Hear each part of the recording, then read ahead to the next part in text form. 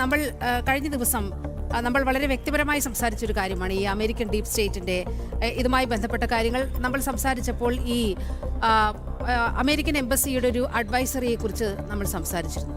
അത് വളരെ കൃത്യമായി എന്താണ് അമേരിക്കയ്ക്ക് ഇതിന് പിന്നിലുള്ള അവരുടെ ഒരു റോൾ എന്താണെന്ന് തെളിയിക്കാനാകുന്ന ഒരു സംഗതിയാണ്. ഈ ബംഗ്ലാദേശിലും അതുപോലെ നേപ്പാളിലുമൊക്കെ ഇത്തരത്തിൽ ഭരണകൂട അട്ടിമറികൾ ഉണ്ടായ സമയത്ത് അവിടെ ജോർജ് സോറോസിന്റെയും അതുപോലെ ഡീപ് സ്റ്റേറ്റിന്റെയും ഒക്കെ വലിയ ഇടപെടൽ ഉണ്ടായിട്ടുണ്ട്.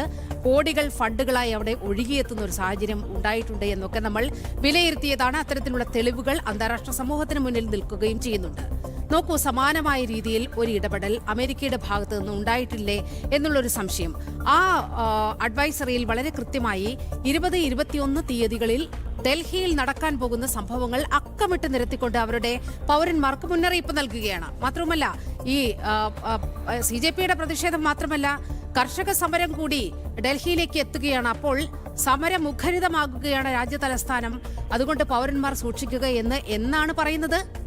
ഈ സമരമൊക്കെ ഇത്ര തീവ്രമാകുന്നതിനും വളരെ ദിവസങ്ങൾക്ക് മുൻപ് 17-ാം തീയതിയാണ് അത്തരത്തിലൊരു അഡ്വൈസറി വരുന്നത്. അതിനെ ഒരു നിഷ്കളങ്കമായി നമുക്കതിനെ കരുതാൻ കഴിയും.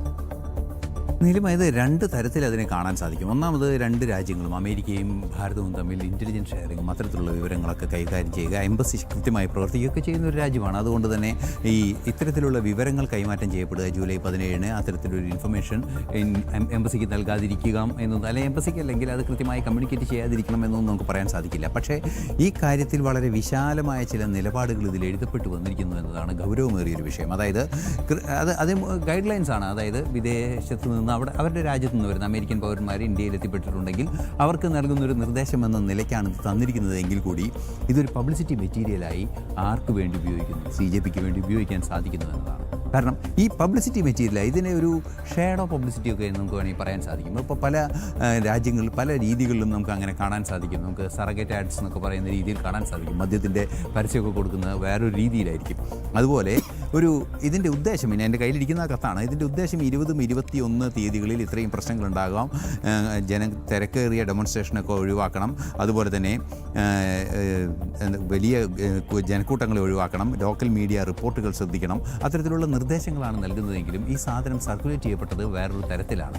കാരണം ഞങ്ങളുടെ സമരത്തിൻ്റെ പ്രസക്തി എന്ന രീതിയിലാണ് ഈ സാധനം സർക്കുലേറ്റ് ചെയ്യപ്പെട്ടത്. അങ്ങനെ ഒരു വിഷയം അവിടെ വന്നിട്ടുണ്ട്. ഇതിൻ്റെ പിന്നിലുള്ള വസ്തുത എന്താണെന്ന് കൂടുതൽ കൃത്യമായി അറിയേണ്ടതുണ്ട്. പ്രത്യേകിച്ചും ഒരു അമേരിക്ക പോലുള്ള ഒരു രാജ്യവുമായി ഭാരതം കൃത്യമായ ഇടപെടലുകൾ നടത്തുന്ന ഒരു മികച്ച സൗഹൃദ രാജ്യമെന്ന് പ്രധാനമന്ത്രി തന്നെ പലപ്പോഴും പറയുന്ന ഒരു രാജ്യമായതുകൊണ്ട് തന്നെ നമുക്കതിൽ ഈ ഇൻഫർമേഷൻ നൽകിയതിലെ ഒരു സ്വാഭാവികതയുണ്ട്, ഒരു അസ്വാഭാവികതയുണ്ട്. അസ്വാഭാവികത നമുക്ക് അത്ര പൂർണ്ണമായി ഒരു മാധ്യമത്തിലിരുന്ന് പറയുന്നത് അത്ര ബുദ്ധിപരമായിരിക്കുമെന്ന് എനിക്ക് തോന്നുന്നില്ല. എങ്കിലും ഇതിലൊരു നിഗൂഢതയുണ്ട് എന്ന് പ്രാഥമികമായി സംശയിക്കാൻ സാധിക്കുന്നുണ്ട്.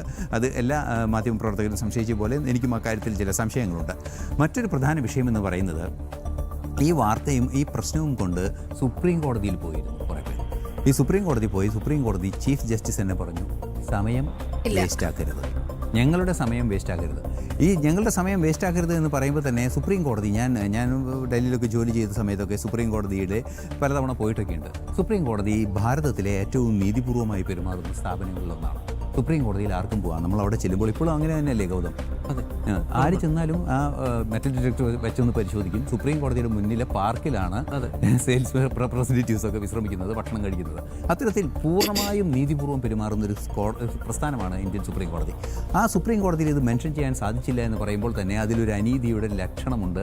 അത്രയും വലിയ വിഷയമായി ഇത് പരിഗണിക്കേണ്ടതില്ല എന്ന് ചീഫ് ജസ്റ്റിസ് ഓഫ് ഇന്ത്യക്ക് തോന്നിയിരിക്കുന്നു എന്ന ഗൗരവമേറിയൊരു സാഹചര്യം ഇതിന് പിന്നിലുണ്ട്. അതിന് പിന്നിലുള്ള സാഹചര്യം എന്താണ്? എന്തുകൊണ്ട് ചീഫ് ജസ്റ്റിസിന് അങ്ങനെ തോന്നി, അല്ലെങ്കിൽ ചീഫ് ജസ്റ്റിസിനോ കോടതിക്കോ അങ്ങനെ ഒരു ബോധ്യമുണ്ടായി എന്നത് വളരെ ഗൗരവമേറിയൊരു വിഷയമാണ്.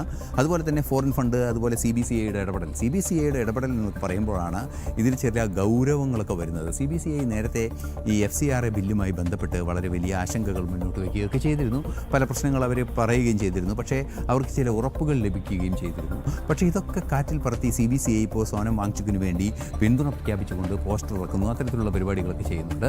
അതുപോലെ തന്നെ ഇത് ഞാൻ മനസ്സിലാക്കുന്നത് ഒരു കോൺഗ്രസ്സിന് ഒരു പിടിവള്ളിയായി ഇത് മാറി അല്ലെങ്കിൽ കോൺഗ്രസിന് ഒരു ആശ്രയിക്കാവുന്ന കച്ചിത്തുരുമ്പായി ഇത് മാറി എന്ന് തിരിച്ചറിഞ്ഞപ്പോൾ കോൺഗ്രസിനെ അനുകൂലിക്കുന്ന, കോൺഗ്രസിന് വേണ്ടി പണിയെടുക്കുന്ന പല സംവിധാനങ്ങളുണ്ട്. അതിലൊരു സംവിധാനമാണ് ഈ CBCI. അത്തരത്തിലുള്ള എല്ലാ സംവിധാനങ്ങളും അവർക്ക് വേണ്ടി കാര്യമായ ഇടപെടൽ നടത്തുന്നു. അങ്ങനെയാണെങ്കിൽ നമുക്ക് വളരെ കൃത്യമായൊരു ചോദ്യം ചോദിക്കാം. തൃശ്ശൂർ സെയിൻറ്റ് തോമസ് കോളേജ് ഒരു മാസത്തോളം അടച്ചിട്ട കാലം ഉണ്ടായിരുന്നു ഞാൻ പഠിക്കുന്ന കാലത്ത്. ഞാൻ ആ കോളേജിൽ പഠിക്കുന്ന സമയത്തല്ല, സെയിൻറ്റ് തോമസ് കോളേജ് അടച്ചിട്ടൊരു കാലം ഉണ്ടായിരുന്നു.